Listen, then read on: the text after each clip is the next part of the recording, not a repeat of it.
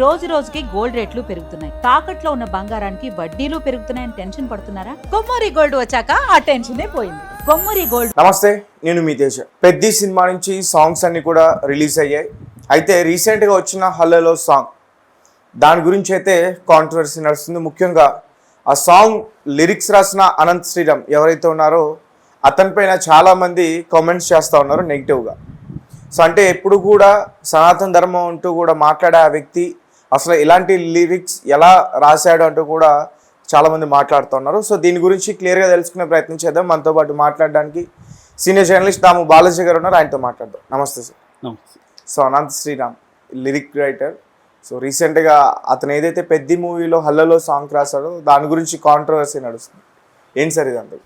మామూలుగా అనంత్ శ్రీరామ్ సనాతన ధర్మాన్ని గురించి కుదిరినప్పుడంతా కూడా ఉపన్యాసాలు ఇస్తుంటాడు. తర్వాత మన సినిమాలు మన సంస్కృతిని ఎలా నాశనం చేస్తున్నాయి కూడా ఆయన చాలా బాధపడుతూ మాట్లాడుతుంటాడు. సో అలాంటి అనంత్ శ్రీరాము ఒక పాట రాశాడు దీంట్లో, పెద్దిలో. మనం ఆల్రెడీ చూసాము, దాని ప్రమోషన్ అంతా కూడా బాగా చేస్తున్నారు. ముఖ్యంగా శృతి హాసను, జాన్వీ కపూర్ డ్యాన్సులు, రామ్ చరణ్ కూడా డ్యాన్సులు ఎరగదీశాడు ఆ సాంగ్లో. ఆల్రెడీ ఇది పాపులర్ అయింది.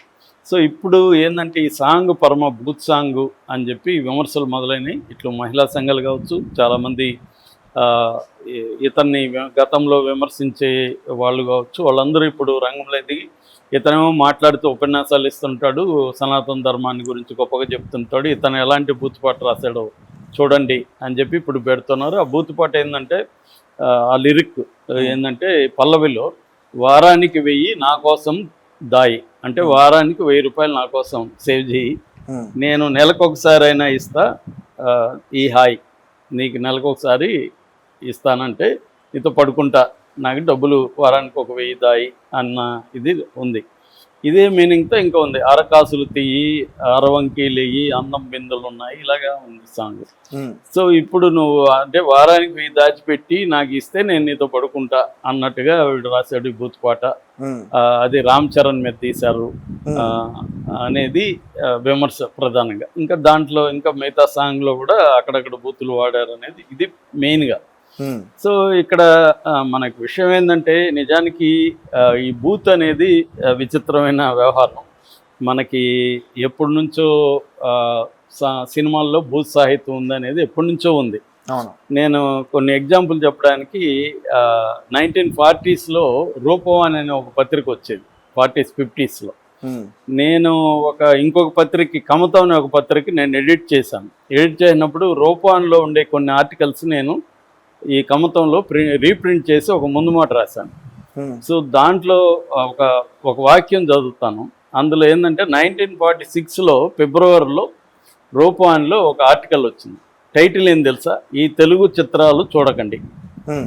అంటే అప్పటి జనరేషను అప్పటి సినిమాల్ని ఎట్లా విమర్శించింది అనేది మనకి ఈ ఆర్టికల్స్ అయితే తెలుస్తుంది. ఇప్పటికి మనకి అవన్నీ క్లాసిక్స్. ఇప్పుడు మనకి అప్పుడు గులాబీ కావాలి కథ, లేకపోతే ఇలాంటి జానపద చిత్రాలు, పౌరాణిక చిత్రాలు, ఇవన్నీ ఇప్పుడు క్లాసిక్స్ కదా. అప్పుడు జానపద చిత్రాలను తీసే వాళ్ళని పర్ణ బూతులు తిట్టేవాడు. జానపద చిత్రాలు తెలుగు సంస్కృతిని నాశనం చేశాయని ఒక ఆర్టికల్ వచ్చింది. అట్లాగే ఇప్పుడు ఈ ఆర్టికల్లో ఒక వాక్యం చదువుతాను చూడు. ఆంధ్రదేశంలో ఏ బేడా కాని టికెట్ వాణిని కదిలించినా, బేడా కాని అంటారు అప్పట్లో, కదిలించిన మన చిత్రాలను నిందించుటాయి. అంటే చిన్న టికెట్ తీసుకుని పోయేవాడు కూడా మన సినిమాలు తిడుతున్నా అంట. ఇప్పుడు 1946లో ఇది భాష తెలియకపోయినా, మాట అర్థం కాకపోయినా జట్కా బండి వాడి దగ్గర నుండి హిందీ పిక్చర్ చూసి హాయ్ హాయ్ అంటూ ఉన్నాడు. అంటే హిందీ పిక్చర్లు నచ్చుతున్నాయి, తెలుగు బాగాలేదు. ఇది ఎప్పుడు 1946లో డిస్కషన్.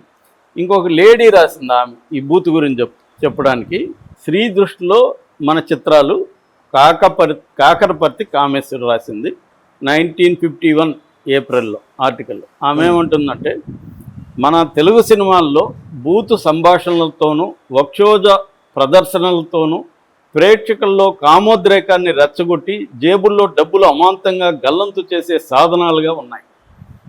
51లోనే బూతు సంభాషణలు, వక్షోజాలు చూపించి ప్రేక్షకులు రెచ్చగొడుతున్నానని అప్పుడు కూడా విమర్శించారు. అలాగే శంకుమార్క్ లుంగీలకి ఆడవాళ్ళకి లుంగీలు కట్టడం అనే యాడ్ వచ్చింది. ఓకే. సో ఆడవాళ్ళకి ఏం సంబంధం అనేది ఒకటి.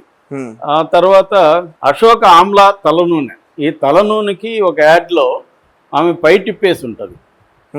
పై తిప్పడానికి తల నూనెకి ఏం సంబంధం? తల నూనె హెయిర్కి పెట్టుకుంటాం, పైట ఎందుకు జార్చింది అనేది అప్పట్లో విమర్శ. అలాగే అప్పట్లో కన్నంబ, మన సావిత్రి వీళ్ళంతా కూడా నా సౌందర్యానికి లక్సే కారణం అని లక్స్ యాడ్ ఉంది. వీటన్నిటికంటే ఇంకా దారుణమైన ఒక ఇది చెప్తాను. 1934లో సీతారామ కళ్యాణం అని ఒక సినిమా వచ్చింది. ఆ సినిమా పాటల పుస్తకంలో ఒక యాడ్, ఆ యాడ్లో కండోమ్ యాడ్ ఉంది. అప్పుడులోనే 1934 సీతారామ కళ్యాణం, సీతా కళ్యాణం పాటల పుస్తకంలో యాడ్ ఉంది. సుఖవ్యాధులు లేని సుఖజీవనము, ఆనందమునకు అంతరాయం లేని జన్మ నిగ్రహ మార్గములు, కిమోనో. కిమోనో అనేది కండోమ్ పేరు. కిమోనో పురుషులు ఉపయోగించినది, చాలా కాలము మనును, అంటే ఇది మళ్ళీ మళ్ళీ వాడుకోవచ్చు. సుఖవ్యాధులు సోకవు, ధరించినట్లు ఉండనే ఉండదు, ₹1.8. ఇది 34 యాడ్.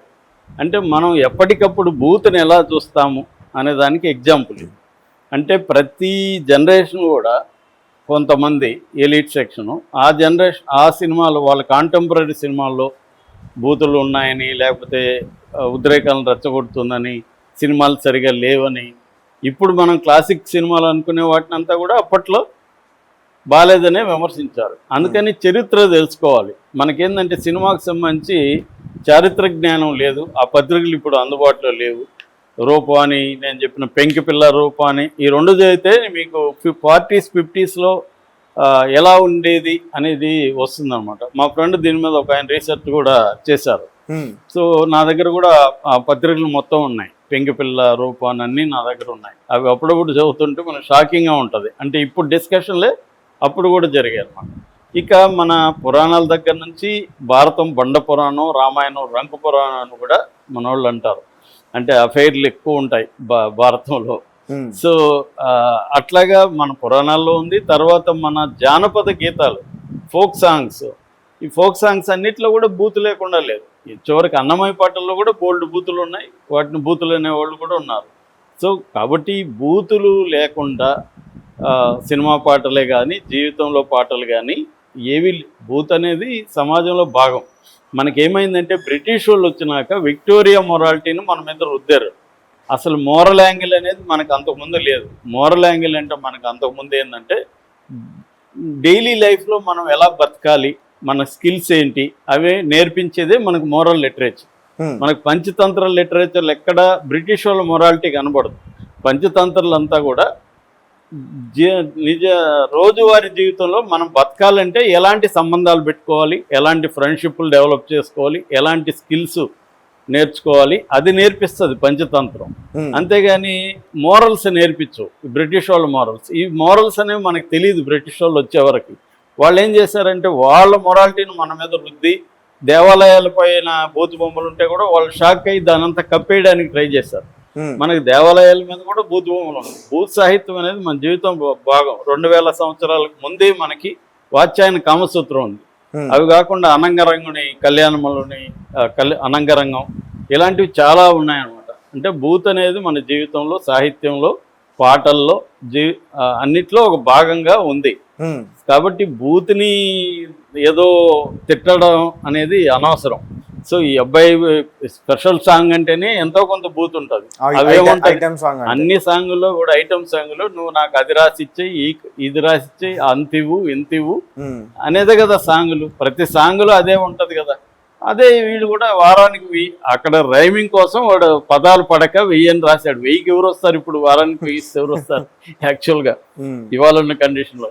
ఇదేంటంటే వాళ్ళకి రైమ్ వర్డ్స్ పడాలి కాబట్టి వాళ్ళు రాశారు తప్ప 1000 అనేది కాదు. ఇక్కడ ఇంపార్టెంట్ ఏమంటే నువ్వు నాకు డబ్బులు ఇవ్వు, నేను నీకు కావాల్సింది ఇస్తాను అని ఒక ఆమె వచ్చి నీతో పాట పాడడమే కదా కాన్సెప్ట్. ఇలాంటివి ఎప్పటి నుంచో ఉన్నాయి. జయలలిత, మన ఈమె జయమాలిని, జ్యోతిలక్ష్మి, అక్కడి నుంచి ఇదే సాంగులు ఉన్నాయి.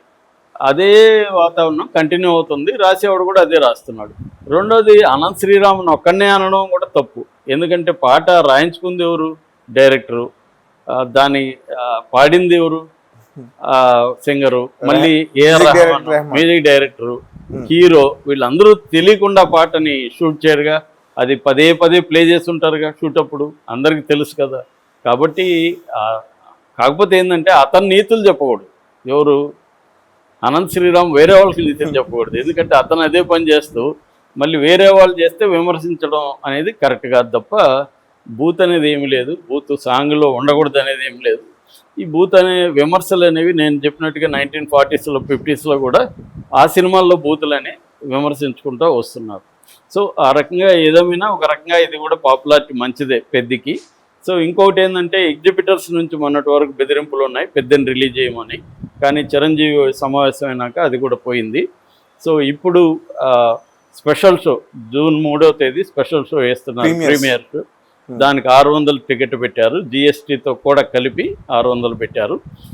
తర్వాత జూన్ 4th నుంచి సింగిల్ స్క్రీన్లో వారం రోజుల వరకు జూన్ 10th వరకు 100 రూపాయలు పెంచారు. మల్టీప్లెక్స్లో 125 రూపాయలు పెంచారు. రోజుకి 5 షోలు వేసుకోవచ్చు అని చెప్పారు. ఇది స్టాండర్డ్గా జరిగేది, తెలంగాణలో ఇచ్చారన్నమాట. ఇది కూడా ఒక రకంగా పెద్దికి బూస్ట్ అని చెప్పొచ్చు. ఎందుకంటే మనకి ప్రీమియర్ షోలోనే 10 to 12 crores వచ్చేస్తుంది జనరల్గా. సో ఈ 3 రోజుల్లోనే మ్యాక్సిమం రావాలి. ఇప్పుడు మన model of the economy of the films అంతా కూడా వాళ్ళు 300 కోట్లు 3 రోజుల్లో 4 రోజుల్లో మ్యాక్సిమం 1 వీక్లో వెనక్కి రావాలి. ఎందుకంటే ఒకవేళ బ్యాడ్ టాక్ ఏమైనా వెళ్ళినా కూడా నష్టం జరగదు. సో ఈ సినిమా నాకు తెలిసి సేఫ్ ఫిల్ము. ఆల్రెడీ 220 కోట్లు ప్రీ థియేటర్కి బిజినెస్ అయింది. నెట్ఫ్లిక్స్ ఉంది, డీటెయిల్ ఉన్నాయి, ఇంకా బోల్డ్ ఉన్నాయి రకరకాల ఆదాయాలు. కాబట్టి ప్రొడ్యూసర్లు సేఫ్, కొన్నోళ్ళు కూడా సేఫ్ అయ్యే అవకాశం ఉంది. ఎందుకంటే మంచి బడ్జ్ వచ్చింది ఆల్రెడీ. సెన్సార్, ఇక్కడ సెన్సారు, దుబాయ్ సెన్సార్ కూడా మంచి రివ్యూలు వచ్చాయి.